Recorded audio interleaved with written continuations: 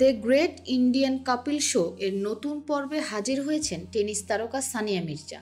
ইতিমধ্যেই প্রকাশ্যে এসেছে অনুষ্ঠানটির প্রোমো, যেখানে ভিন্ন এক সানিয়ার দেখা পেয়েছেন দর্শকেরা।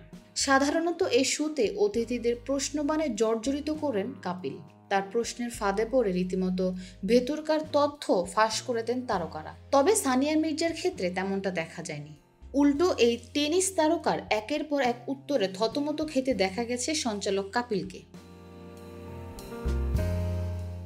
প্রোমোতে দেখা যায় কাপিল সানিয়াকে জিজ্ঞেস করেন, ক্যারিয়ারে আপনি অনেক সোনা জিতেছেন, যখন বাইরে যান জুয়েলারি কেনেন তখন নিশ্চয়ই আর সোনা কেনেন না। পাল্টা জবাবে সানিয়া বলেন, না, শুধু সোনার মেডেল পরে বাইরে বের হই, পাগল নাকি?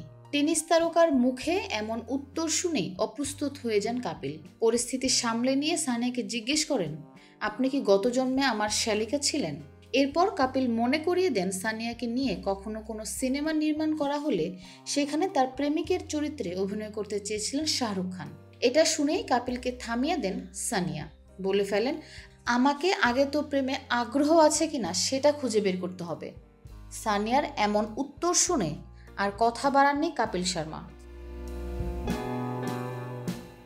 চুপ হয়ে যান অর্চনা পূরণ সিংও। বোঝাই গেছে নিজের বিচ্ছেদের ক্ষত ও শোয়েব মালিকের সঙ্গে প্রেমের দাগ এখনও মেটাতে পারেননি সানিয়া। যে কারণে শাহরুখের প্রেমিকা হওয়ার আগ্রহ শুনেও সাফ জানালেন এমন কিছু ঘটার আগে জানতে হবে তার প্রেমে আগ্রহ আছে কিনা।